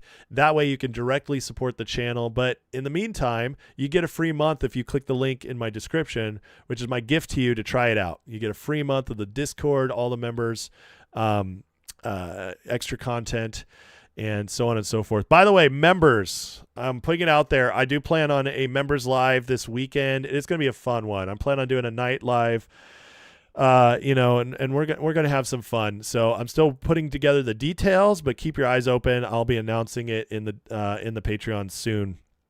So we'll have some fun this weekend. Ministry of Wrongthink says Razor Fist did an amazing video on Massie's gutting. For starters, Massie out fundraised the guy going against him, yet the Jews bought a seat. He did. Well, he definitely did with his his small donations. I think overall Gowring spent a little bit more, but maybe I'm wrong. I'll have to look at that. That would be great. Thoughts on the reflecting pool, Arc of Triumph, fixing fountains in DC? Yeah, Lisa, great question. My thoughts are that strong nations build beautiful things. We just do, and that's throughout all of history. And a declining nation lets those things get ugly and decline and deteriorate, and that's for a reason. For their reason, they want us to be discouraged and not be proud of our nation. That's part of the psyop. But when you're a proud nation and a rich nation, you build stuff. You build beautiful things, and you make sure things look good, especially at the sites of that are national, that represent our country. And so Trump bringing beauty back to DC is just a sign that our country is coming back around. It's a sign to the world that America is being fixed. And, this kind of stuff matters. It really does. It's funny, but you don't think about it. I mean, think about if, when I was younger, this hasn't happened in decades, honestly, because the state of our nation has been in such disrepair. But I remember being younger, it being a big deal to visit DC, or being a big deal to even visit some of my local cities, because there were beautiful things to see. And it was like awe-inspiring. I remember the first time I saw Statue of Liberty. I remember the first time I saw the Golden Gate Bridge. They were beautiful. And it awakens something in you. Beauty awakens something. And, I think Trump's bringing that back, and he's making Washington, D.C. different. And he's going to make it a place we can actually be proud of at some point again, instead of wary of and disgusted by. That's what I believe he's trying to do. MTX with a $2 super chat says Tucker referenced it. Okay, my bad, man. Doing this whole show, I miss certain things. So thank you for clarifying that. Let's see here. Yeah, I liked Barnes at 1.2 back when I didn't know really who to trust. But once you see what a fraud he is, you can't unsee it. What do I think about the Epstein case in Florida preserving potential RICO case? Yes. Well, lots of these judges have been blocking Epstein files from being released. So you found one of them, and there are others. I believe there's one in New York. I can't remember the other one. So, John says, when you have a nice city, you notice the crime more as well. Absolutely. It creates a stark contrast, and you want to protect it. That's the other thing. When things are beautiful, you want to protect them. You want to, if things are already ugly, you don't care if they're crapped on, right? So beauty matters, and excellence matters. Trump understands that. He's always understood that. What's up, Maggie from Alabama? Love it. Love it. All right, guys, I'm going to have to call it a day. My wife's out of town the next couple days, so I am on kid duty while also recovering my health. So pray for me. I'm going to need it. I will definitely be back on tomorrow. Members, expect to see Members Live this weekend. It is coming. It might even be tomorrow night. Might even be tonight. I'll try to give you guys plenty of heads up, though. Other than that, I'll be back on again at 12 tomorrow and for Friday. And yeah, just thank you guys for watching. Please hit that like, hit that subscribe. Please consider joining and being a member, supporting the channel. It's just, like I said, it's just a few bucks. Guys, I did plan on doing classes this week. They were going to start. Unfortunately, I got sick, and that has pushed me back.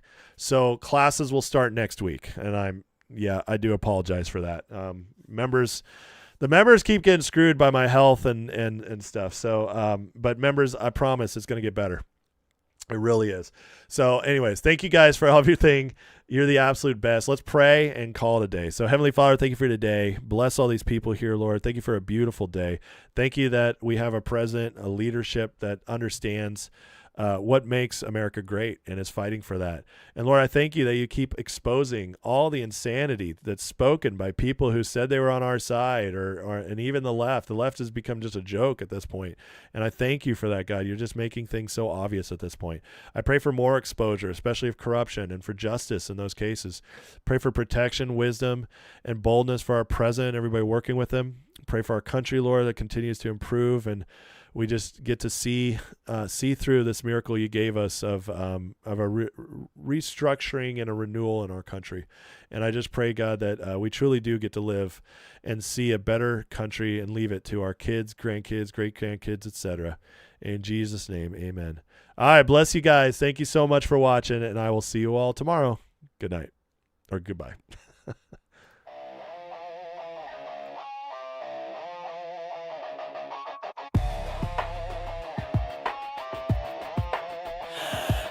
Screaming like a siren at night, red and blue shouting, nobody's right. Smoke in the streets, truth under attack.